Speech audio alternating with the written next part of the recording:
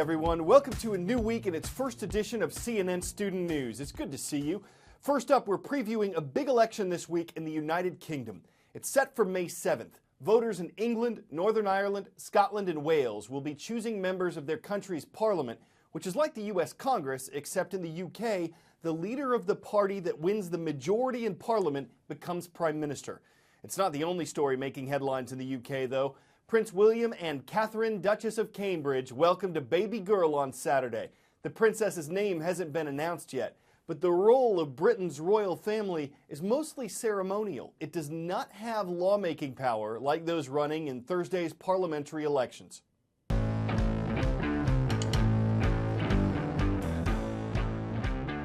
We're in the UK. We're here to cover what is one of the most unpredictable, exciting and consequential elections anywhere in the world this year. It is the most important general election in a generation. This is nothing less than a once-in-a-generation fight. So we've got David Cameron. He's the Prime Minister. He's the head of the Conservative Party, roughly the equivalent of the Republicans in the US. But he's seen by many people as just a little bit too posh. Ed Miliband, leader of the opposition, he's the head of the Labour Party. He might be the most left-wing British Prime Minister for many years if he's elected. His main problem has been trying to prove he's ready to be Prime Minister. Nicola Sturgeon, who's a rising star of British politics, SNP success, could really get the ball rolling again for another independence referendum in a few years' time. Well, in British political terms, the world has changed. We're really not sure what's going to happen. The reason this election matters to America, there are consequences that could flow from this election. For example, the United Kingdom could actually split up. Scotland could break away, making it a much less powerful country.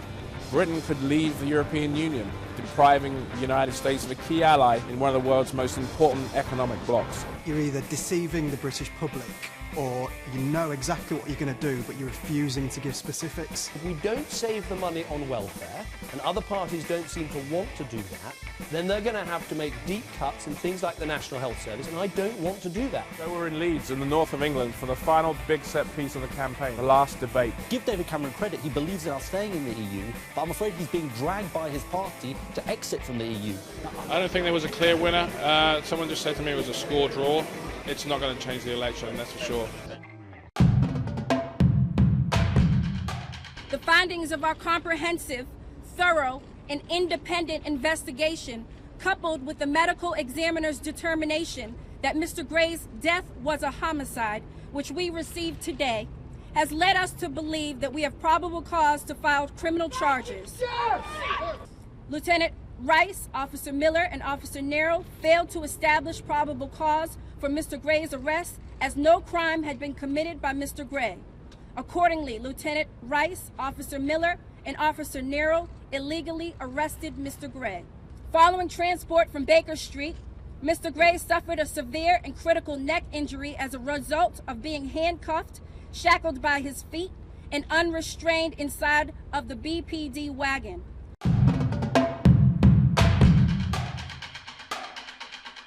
An update from Baltimore, Maryland. 6 police officers have been charged in the death of 25-year-old Freddie Gray. He was arrested on April 12th. The state attorney's office says he then suffered a severe neck injury while being transported inside a police van. On April 19th, Gray died from a series of injuries. Protests followed in Baltimore. A week ago, riots there led to the destruction of 200 businesses. More demonstrations came as the week went on in Baltimore and some other U.S. cities. After the state attorney's announcement, Baltimore protests were mostly peaceful. The city's curfew was lifted yesterday and the National Guard was preparing to leave. The police union called charging the 6 officers a rush to judgment, saying they did nothing wrong and are entitled to due process. After so much focus on video of what happened outside the police van, the state's attorney is now saying Freddie Gray was fatally injured inside when officers failed to take his safety into account. Placing him on his stomach, head first onto the floor of the wagon. Once again, Mr. Gray was not secured by a seatbelt. No seatbelt, something the police department says was unacceptable. Metal seats, little padding, with both arms and legs restrained, the back of a police wagon can be a deadly holding cell. You can hit potholes and bump somebody around, or you can, take it up a notch or two and, maneuver the van in a way to really hurt someone. Trips like this are called rough rides, and former NYPD Detective Harold Thomas says they have a long history as a hands-off way for police to punish unruly passengers. I guess you could say I gave someone a rough ride. This is things that are just taught.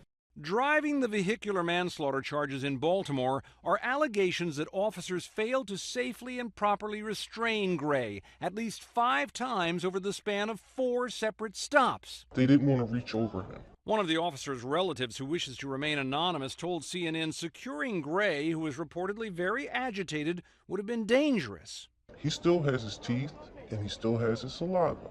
So, in order to seatbelt somebody, you have to get in their personal space. They're not going to get in his personal space if he's already irate. First roll call of the week recognizes classes from Wisconsin to Taiwan. We'll start in Texas, though, because the Rebels of Hayes High School are here. They're in Buda. In the Badger State, look up in Green Bay and you might see some Eagles. We've got them on our roll from Edison Middle School. And in the capital of Taiwan, hello to everyone watching at the High School of National Taiwan Normal University. Thank you for watching in Taipei. So what happens when an American spacecraft hits another planet at more than 8,700 miles per hour? Well, it doesn't do this anymore. Late last week, NASA's Messenger space probe, which had been studying Mercury, ran out of fuel and smashed into the closest planet to the sun.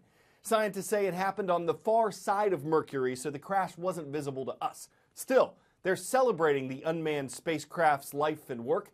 Launched in 2004, NASA says the $446 million Messenger traveled about 5 billion miles and made 15 trips around the sun. In 2012, it became the first spacecraft to orbit Mercury, and it sent back pictures and information that scientists say they'll be studying for years.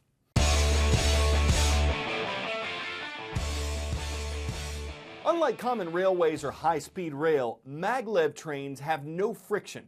Maglev is short for magnetic levitation. A maglev train being tested in Japan is much faster than traditional transportation. It's also more expensive. Construction estimates are approaching $100 billion, partly because mountain tunnels are needed for it to travel through.